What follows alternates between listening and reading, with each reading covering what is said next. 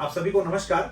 मैं डॉक्टर विवेक द्विवेदी। आज talk with विवेक इस शो में दांतों की देखभाल, इसका इलाज क्या है। पिछले एपिसोड में हमने देखा कि दांत के बारे में इन जनरल आइडिया कि दांतों की देखभाल कैसे करते हैं। अब मान लीजिए किसी को दांत में कुछ प्रॉब्लम हो गया है तो उसका इलाज क्या है, वो चीज पे डिस्कस करने के लिए आज हमारे साथ डॉक्टर विनय दीक्षित और डॉक्टर प्रेमलता दीक्षित दोनों डॉक्टर साहब लोग आए हैं। पिछले एपिसोड में आपने देखा होगा, उनका उसमें इंट्रोडक्शन हमने दिलवाया था। फिर भी एक बार दोबारा हम इनका इंट्रोडक्शन देने के लिए डॉक्टर साहब से रिक्वेस्ट करते हैं। डॉक्टर साहब, हमारे दर्शकों को आप एक ब्रीफ इंट्रोडक्शन अपना दे दीजिए, दोनों लोग बारी बारी से। नमस्ते, मेरा नाम है डॉक्टर विनय दीक्षित। मैंने अपना BDS government dental college and hospital Mumbai से किया हुआ है और मैं पिछले 12 सालों से मीरा रोड में प्रैक्टिस कर रहा हूँ। नमस्कार, मेरा नाम है डॉक्टर प्रेमलता दीक्षित। मैंने BDS YMT dental college Navi Mumbai से किया है। मैं पिछले 9 साल से मीरा रोड में प्रैक्टिस कर रही हूँ। थैंक यू डॉक्टर साहब, आपका फिर से एक बार हमारे इस टॉक शो में टॉक विद विवेक में स्वागत है। और बात को आगे बढ़ाते हुए आज का टॉपिक है दांतों की देखभाल और उसमें इलाज कैसे करते हैं, क्या करते हैं, उसके बारे में आज डिस्कस हम लोग करेंगे। तो पहला क्वेश्चन साहब ये है कि दांतों में कैविटी बहुत ही कॉमन है। अब हमारे ख्याल से if I am not wrong सबसे ज्यादा जो कॉमन बीमारी है दांतों में कैविटी ही रहती है आप लोग के पास जो आते हैं, अपार्ट फ्रॉम और जो रहता होगा। तो ये कैविटी क्यों होती है और उसका इलाज क्या है, उसके ऑप्शंस क्या है, जरा मैडम आप बताइए। कैविटी क्यों होती है, जैसे हमने पिछले एपिसोड में बताया है कि क्या क्या खाने से होती है, क्या क्या कारण होती है। हम ब्रश बराबर नहीं करते हैं या खाना खाने के बाद मुंह साफ नहीं करते, कुल्ली नहीं करते हैं, तो उस वजह से कोई भी एक कारण से मानिए किसी के दांत में अगर कैविटी हो गई है, सडन हो गई है, अब आगे क्या। तो जब वो इंसान डेंटिस्ट के पास जाते हैं, चेकअप कराने के लिए जाते हैं, तो डेंटिस्ट उनको बताता है कि हाँ सडन किस हद तक पहुंच चुकी है, तो उस हिसाब से उसको क्या इलाज लगेगा। अभी जो कैविटी होती है कई तरीके की होती है, जैसे कि बहुत ऊपरी परत में है या थोड़ा बीच में चली गई है या बहुत डीप हो गई है, तो उस हिसाब से वो फिलिंग से हो पाएगा या रूट कनाल लगेगा, या दांत बहुत ज्यादा डैमेज हो चुका है, बहुत खराब हो चुका है, तो हमको उसको निकालना भी पड़ता है। तो उस पे डिपेंड करता है कि जो कैविटी जो सड़न हुई है किस हद तक दांत के अंदर पहुंच चुकी है, तो उस पर निर्भर करता है कि आप क्या इलाज कराओगे। हर इलाज का अलग डिवीजन है कि जो फिलिंग होता है कितने टाइप का फिलिंग, यानी कि जो कैविटी हुई है उसको साफ करना और फिर उसको भर देना किसी चीज से। जो मटेरियल डेंटल मटेरियल होते, फिलिंग मटेरियल होते, वो भी अलग अलग टाइप के होते। जैसे पुराना सब बोलते थे चांदी भर दिया, चांदी भराना है, डॉक्टर पेशेंट आता है बोलता है डॉक्टर चांदी भर दो, तो वो एक टाइप है फिलिंग का। वो डिपेंड करता है कि कैविटी कितना अंदर है, चांदी भर सकते हैं कि नहीं भर सकते हैं। बहुत डीप है तो वो रूट कनाल चला जाएगा। अब रूट कनाल क्या होता है, क्यों रूट कनाल की जरूरत है, वो एक अलग टॉपिक है। तो जब कैविटी हो जाती है तो उसमें फिलिंग करेंगे या रूट कनाल करेंगे या दांत नहीं बचा सकते, निकालना पड़ेगा। ये शुरुआत ट्रीटमेंट होती है जो डॉक्टर आपको इनिशियल पहले चेकअप में बताता है कि हाँ ये करने की जरूरत है। जी, आप कुछ ऐड करना चाहेंगे डॉक्टर साहब? नहीं सर, डॉक्टर ने सब सही कहा है। सही कहा है। इसमें ऐसा है कि मेन तो जो दांत में सड़न होने का कारण जो होता है वो, जैसे हमने पिछली बार भी कहा था कि रिफाइंड कार्बोहाइड्रेट्स जो हमें अच्छा लगता है, हमारे जो थूक में जो बैक्टीरिया है उसे भी वही अच्छा लगता है। हम वो चीज़ खाएंगे, खा के दांत को सफाई नहीं करेंगे, हमारे दांत जो है ऐसे समतल नहीं होता है, दांत उबड़ खाबड़ होता है। जो उबड़ खाबड़ जो पार्ट है उसमें जाके जो खाए हम चिपचिपा चीज़ जाके फंस जाएगा, और जो वहाँ पर हमारे जो बैक्टीरिया है मुंह के वो जाके वही चीज़ खाएंगे और उनका जो मल है वो एसिड होता है, और जो एसिड है वो इनामल को गला देता है, और वो गलाने की वजह से वहाँ पे और खड्डा बन जाता है जिसमें और खाना फंसेगा, और ये हम इसको विशियस साइकिल कहते हैं कि ये बार बार वो और बढ़ते जाएगा और ये हमें तब तक नहीं पता चलता जब हमको दांत में दर्द नहीं चालू होता। जब एक बार दांत में दर्द चालू हो गया फिर वो तब बहुत देर हो चुकी होती है। इसलिए रूटीन चेकअप बहुत जरूरी है। सडन होने के पहले उसको हम ठीक कर ले, वही सबसे जरूरी है। सर जैसे अभी इन्होंने जिक्र किया रूट कैनाल, ट्रीटमेंट बहुत कॉमन है, आप लोग काफी करते रहते हैं, सुनने में बहुत आता है कि लोग जाके करवाते हैं, तो जरा उसके बारे में बिल्कुल एकदम ब्रीफ में बताइए क्या करते हैं आप लोग उसमें। सबसे पहले सर मैं आपको दांत के स्ट्रक्चर के बारे में बताता हूँ। हमारा दांत है, उसमें मसूड़ों के ऊपर पार्ट होता है, मसूड़ों के नीचे पार्ट होता है। जो मसूड़ों के ऊपर पार्ट है उसे हम कहते हैं क्राउन, जैसे मुकुट। मसूड़ों के नीचे पार्ट होता है उसे कहते हैं रूट। तो दांत में सबसे बाहरी लेयर होता है इनेमल का, अंदर होता है डेंटिन, और अंदर सबसे बीच में होता है पल्प। पल्प यानी कि जिसमें से ब्लड सप्लाई, खून का सप्लाई और नर्व सप्लाई, उससे हमें पल्प से ही मिलता है। तो जब हमारा दांत में कैविटी लगता है, कीड़ा लगता है, जब तक वो इनेमल में रहता है इतना दर्द नहीं होता है। डेंटिन में गया तो भी थोड़ा दर्द हुआ, थोड़ा कभी कभी दर्द नहीं, किसी किसी को नहीं होता है। एक बार पल्प में गया, जब पल्प तक पहुंच जाता है तो बैक्टीरिया जब पल्प तक पहुंच गया तो पल्प इन्फेक्ट हो जाता है, और उस कारणवश हमें वो जो इन्फेक्टेड पल्प है उसे निकालना पड़ता है। तो रूट कैनाल मतलब क्या होता है कि जो जड़, जैसे मैंने रूट बताया, वो जो नसें होती हैं नीचे जड़ों में भी जाती हैं, वो कनाल की तरह होती है, तो इसके लिए उसे रूट कैनाल कहते हैं। बाकी हमारे टर्म में उसे एंडोडोंटिक ट्रीटमेंट कहा जाता है। ये दांत के अंदर, एंडो यानी अंदर, डोंटिक यानी कि दांत के अंदर का ट्रीटमेंट है। तो रूट कैनाल में हम वही जो नस हो, जो इन्फेक्टेड नस है, उसी को हम साफ करके निकाल देते हैं और उसमें दूसरा नस भर देते हैं और उसको फिल करके अगर जरूरत है तो हम उस पर कैप पहनाते हैं, जैसे हम उसे क्राउन कहते हैं, लेकिन नॉर्मली उसे कैप कहा जाता है। कैप पहना दिया, टोपी लगा दीजिए, कैप पहना दीजिए वैसे, या तो फिर जरूरत है तो कैप पहनाएंगे, नहीं जरूरत है तो हम उसके ऊपर फिलिंग करके भी छोड़ देते हैं। जी, थैंक यू वेरी मच, बहुत अच्छा आपने बताया। दांतों में दर्द होने का कारण क्या है? दांतों में दर्द होने के कारण सर मल्टीपल, बहुत सारे कारण होते हैं। सबसे मोस्ट कॉमन कारण तो दांतों में कीड़ा लगना होता है, जिसके बारे में मैडम ने पूरा अच्छे से बता दिया कि रूट कैनाल करना पड़ता है। दूसरा कारण होता है सेंसिटिविटी, उसके वजह से भी दर्द होता है। वो ब्रश बराबर से नहीं कर रहे हैं, रूट एक्सपोज हो गया, उसके वजह से भी होता है। तीसरा मसूड़ों में सूजन आ गया है, उसके वजह से भी दांतों में दर्द होता है। चौथा, आजकल बहुत कॉमन हम देख रहे हैं कि सर्दियों में हमारे जो ऊपर के दांत होते हैं, खास करके प्री मोलर और मोलर, उसके जड़ जो है वो हमारे मैक्सिलरी साइनस में होती है। तो हमको उसके वजह से साइनस इन्फ्लेमेशन, हमें कोई बोलते हैं साइनस हो गया है, साइनसाइटिस के वजह से भी दांतों में दर्द रिफर होता है, ये रिफर पेन हो गया। और कारण हम बोल सकते हैं दांतों में कीड़ लगना, और वो अक्कल दाढ़ का तो हमने बताया था पिछले बार, अक्कल दाढ़। और एक कारण हो जाता है दांत जैसे फ्रैक्चर हो जाना, कि ट्रॉमा हो गया, कोई एक्सीडेंट हो गया, या बहुत ज्यादा कुछ कड़क खा लिया है किसी ने, तो वो कड़क खाने की वजह से दांत फ्रैक्चर हो गया, दांत फट जाता है, टूट जाता है। वो पेशेंट को समझ में नहीं आता है, क्योंकि कई बार जो फ्रैक्चर होता है वो बहुत ज्यादा एविडेंट नहीं होता है, नहीं मालूम पड़ता है। तो जब वो चेकअप के लिए जाते तो डेंटिस्ट पूरा चेक करता है, फिर डेंटिस्ट को समझ में आता है कि दांत फट गया है, उस वजह से पेशेंट को दर्द हो रहा है। तो ये भी एक कारण है कई बार कि वो फ्रैक्चर के वजह से दांत दुखता है। दांतों में भी फ्रैक्चर होता है, दांतों में भी फ्रैक्चर होता है, बहुत कॉमन है। पेशेंट को दवा खाना कब आना चाहिए? मतलब दांत के पेशेंट, नॉर्मल पेशेंट है, दांत का पेशेंट नहीं भी, तो दवा खाना रेगुलर चेकअप के लिए कब आना चाहिए? जैसे अभी आपने बताया था, एक बार फिर से दोहरा दीजिए। रूटीन चेकअप जैसे आपको नॉर्मली हर 3 महीने में, 6 महीने में, अगर आप ज्यादा प्रोन है, मतलब आपके दांतों में सड़न ज्यादा होती है, आपने एक बार चेकअप को गए हो, आपको पता चला है कि आपके मुंह में बहुत सारी कैविटी है, यानी कि आपका जो भी खाने पीने का हैबिट है उसमें कुछ तो ऐसा फैक्टर है, कारण है, जिस वजह से आपको कैविटी बहुत जल्दी जल्दी हो रही है। तो आपका रूटीन चेकअप हर 3 महीने पे होना चाहिए। आपको डेंटिस्ट के पास जाके हर 3 महीने में एक बार चेक कराना चाहिए।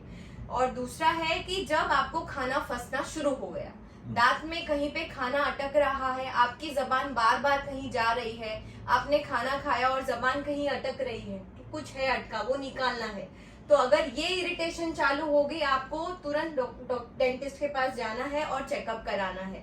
वो बहुत बेस्ट टाइम होता है चेकअप कराने के लिए, क्योंकि बहुत स्टार्टिंग का पार्ट होता है और उसी वक्त ट्रीटमेंट बहुत इजीली हो जाता है, वो गड्ढा बढ़ता नहीं है। अगर वो अवॉइड किया, निग्लेक्ट किया, उस पर ध्यान नहीं दिया, तो वही होता है कारण कि वो सड़न बढ़ जाएगा, दांत बहुत ज्यादा खराब हो जाएगा, वो रूट कैनाल चला जाएगा, वरना निकालना पड़ेगा।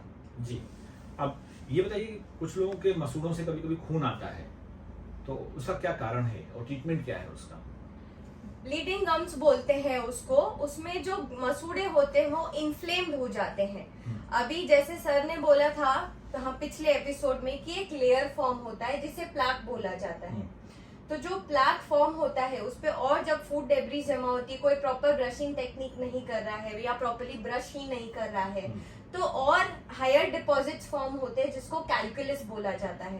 कैल्कुलस 2 टाइप के होते हैं, एक ऊपर जमा होता है, एक गम्स के अंदर जमा होता है। जो ऊपर दिखता है उसको सुप्रा जिंजाइवल बोलते हैं सर, जो गम्स के अंदर जमा हो जाता है वो सब जिंजाइवल होते हैं।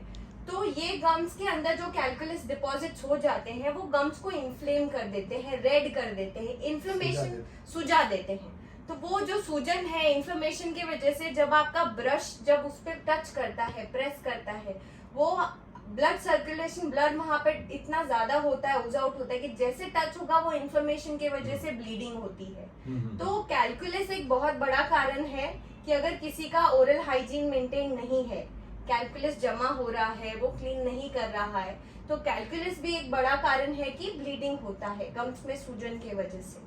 जी जी, सबसे मोस्ट कॉमन कारण वही है। अच्छा, अभी एक ये क्वेश्चन है जो कि थोड़ा बड़ा क्वेश्चन है, इसको आप लोग मिलके जवाब दीजिए कि टीथ रिप्लेसमेंट क्यों करते हैं, कितने प्रकार का होता है और इसका कौन कौन से ऑप्शंस हैं, मोस्ट अप्रोप्रिएट ऑप्शन क्या है, जरा उसके बारे में बताइए, अलग अलग ऑप्शन, और जरा आप दोनों लोग जानकारी दीजिए। टीथ रिप्लेसमेंट जैसे दांत को हमको चेंज करना है, तो उसमें एक तो होता है कि सारे दांत चेंज करना है और एक होता है कि 1-2 दांत टूटा है उसे चेंज करना है। वैसे तो सारे दांत चेंज करने हैं, उस सब में ऑलमोस्ट सेम ही ऑप्शन है। तो एक फिक्स ऑप्शन होता है कि फिक्स दांत है जिसे आपको निकालना जरूरत नहीं है। दूसरा होता है रिमूवेबल होता है जिसे हमको निकालना पड़े। तो फिक्स वाले में एक होता है ब्रिज, जैसे आपका दांत नहीं है, एक दांत नहीं है, ऐसे हम बोलते हैं कि बीच में गैप है, यहाँ पे 2 पोल लगा है, इस गैप को ब्रिज कर दिया है, तो इसको ब्रिजिंग द गैप बोलते हैं। तो सेम दांत में भी हम ब्रिजिंग द गैप करते हैं। आगे के दांत को छोटा किया जाता है, उसके बाजू वाले दांतों को छोटा करके उन दोनों पे कैप लगा के बीच में दांत आ जाएगा, इसे ब्रिजिंग द गैप कहा जाता है। दूसरा, इसमें ये सबसे कॉमनली हो रहा है, लेकिन इसमें एक सबसे बड़ा डिसएडवांटेज ये होता है कि जो हमारे जो अच्छे दांत है उसे हमें छीलना पड़ता है, ड्रिल करके उसको कट करना पड़ता है। इसके अलावा एक अच्छा ऑप्शन होता है कि हम जहाँ पे दांत नहीं है वही जगह पे हम दांत में मसूड़ में चीरा करके हड्डी के अंदर स्क्रू लगा के उसके ऊपर दांत बना देंगे, इसे कहते हैं इम्प्लांट। ये इम्प्लांट अच्छा ऑप्शन इसके लिए है क्योंकि इसमें आपके अच्छे दांतों को हमको घसना नहीं पड़ रहा है। एक बार दांत को घस दिया तो उसका दांत का लाइफ हो जाता है कि अभी इतना साल ही चलेगा, तो कम से कम आपका ये दांत बच गया। लेकिन इम्प्लांट कैसा है, ये थोड़ा सा कॉस्टली हो जाता है, तो सब लोग इसे अफोर्ड नहीं कर सकते। तो अफोर्डेबिलिटी के हिसाब से मोस्ट कॉमनली ब्रिज ही अभी भी हो रहा है हमारे यहाँ, लेकिन जैसे जैसे अफोर्डेबिलिटी बढ़ेगी इम्प्लांट्स हम कर सकते हैं आगे। जैसे मैंने बताया कंप्लीट डेंचर में भी, जैसे एक भी दांत नहीं है मुंह में, उसमें भी हम इम्प्लांट कर सकते हैं। अब ऊपर के जबड़ों में कुछ इम्प्लांट करेंगे, नीचे के जबड़ों में कुछ इम्प्लांट करेंगे, कितना हड्डी है उस हड्डी के हिसाब से हम इम्प्लांट प्लेस करके दांत बिठा सकते हैं, वैसा है जी। और बोलिए। और इम्प्लांट के अलावा भी अब आजकल ऐसे हो गए कि बिल्कुल भी हड्डी नहीं है, तो अब सब पेरियोस्टल इम्प्लांट्स आजकल 3D प्रिंटेड आ रहे हैं, जिसमें कि आपको हड्डी के अंदर नहीं, हड्डी के ऊपर लगा के उसके ऊपर भी दांत बना दे रहे हैं। अभी सब पेरियोस्टल इम्प्लांट भी काफी सालों से चला आ रहा है। और रिप्लेसमेंट में हम और क्या ऐड कर सकते हैं, कास्ट पार्शियल डेंचर भी आजकल है। डेंचर्स में कास्ट पार्शियल डेंचर है, इम्प्लांट सपोर्टेड डेंचर है कि कोई पूरा का पूरा जिसको दांत नहीं है और उसको डेंचर मतलब निकालने बिठाने वाला ही कंप्लीट नहीं चाहिए, बट उसमें इम्प्लांट पूरा वैसा, तो इम्प्लांट सपोर्ट पे डेंचर दे देते हैं, उसको इम्प्लांट सपोर्टेड डेंचर बोला जाता है। अभी दूसरा इम्प्लांट क्यों आइडियल ऑप्शन है, जैसे कि अभी आगे दांत है पूरे लेकिन लास्ट में दांत नहीं है सर, तो ब्रिज के लिए जो दोनों पार्ट चाहिए, मेरे पास एक पार्ट नहीं है, एक ही है। सो उन केस में भी कैसा होगा, अगर सिस्टमिक कंडीशंस नहीं है पेशेंट को, सब बराबर है, तो वो कंडीशन में क्या होता है कि आप इम्प्लांट कर सकते हो। आप पीछे 2 दांत मिसिंग है, वो दोनों जगह पे इम्प्लांट डाला, उसके ऊपर दांत दे सकते हो, तो भी आगे का दांत टच करने की जरूरत नहीं है। लेकिन उस पेशेंट को आप ब्रिज नहीं दे सकते हो, पेशेंट बोलेगा डॉक्टर फिक्स दो, फिक्स नहीं दे सकते हो उसको, या तो निकालने बिठाने वाला होगा रिमूवेबल, यानी कि या तो वो उसको ये डेंचर देना पड़ेगा या तो फिर ये वाला तरीका है फिक्स करना। वही सर ने बताया कि थोड़ा अफोर्डेबिलिटी का इशू है अभी, कि थोड़ा महंगा ट्रीटमेंट हो जाता है वो। बाकी इम्प्लांट जो है वो आइडियल ऑप्शन है। अब इसमें टाइप्स होते हैं सर, जो ब्रिज भी करते हैं ना हम, तो उसमें कि क्या मटेरियल है, कौन सा मटेरियल है, कितने टाइप्स होते हैं, टूथ कलर्ड होता है। एक जो नॉर्मल एक पेशेंट आया, लेमन लैंग्वेज में जैसे बोलेंगे, एक आम आदमी आया, वो बोलेगा डॉक्टर दांत बिठाना है, मुझे चांदी का दांत बिठाना है, मुझे दांत के जैसा दांत बिठाना है। तो वो जो चांदी दांत है वो ऐसे को प्रॉपर सिर्फ सिल्वर नहीं होता है, वो सब मिक्स मेटल्स होते हैं। तो वो मेटल का दांत उधर, तो ब्रिज भी मेटल का ब्रिज बनता है, या सिंगल कैप जो लगता है वो बनता है, सिरामिक बनता है। सिरामिक में भी अलग अलग टाइप्स आते हैं, जरकॉन होता है, अलग अलग टाइप्स है। तो उसी हिसाब से डिपेंड करता है कि कौन सा टाइप का दांत लगा रहे हैं। तो सिरामिक में और इसमें क्या फर्क हो जाता है, सिरामिक दांत के जैसा दिखता है, मालूम नहीं पड़ता है कि कुछ दांत लगाया है वहां पे। ब्रिज भी लगाया तो किसी जल्दी डेंटिस्ट देखेगा, चेक करेगा, उसको समझ में आएगा, बट कोई उन्हीं के घर का कोई देखेगा उनको जल्दी समझ में नहीं आएगा।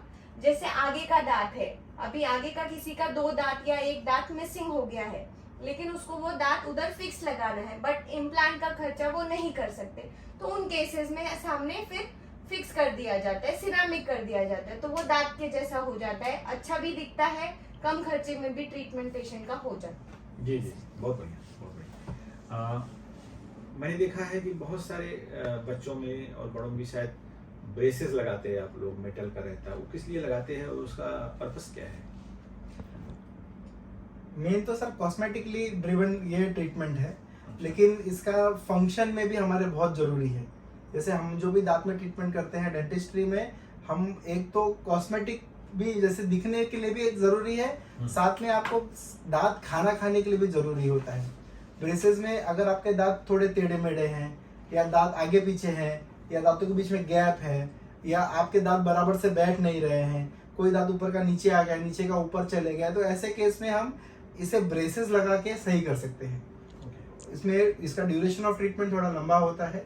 आजकल इसमें भी एडवांसमेंट आ गए हैं, इसमें भी इनविजिबल ब्रेसेस बोलते हैं, उसको हम अलाइनर्स कहते हैं, जो कि प्लेट्स पहना के पेशेंट्स का सब दांत सही हो जाता है, लेकिन उसका भी लिमिटेड एप्लीकेशन है, अभी उसमें भी चल रहे हैं रिसर्च। बहुत बढ़िया। इसके अलावा कुछ और आप हमारे दर्शकों को मैसेज देना चाहते हैं, आप दांतों के केयर के बारे में कुछ और?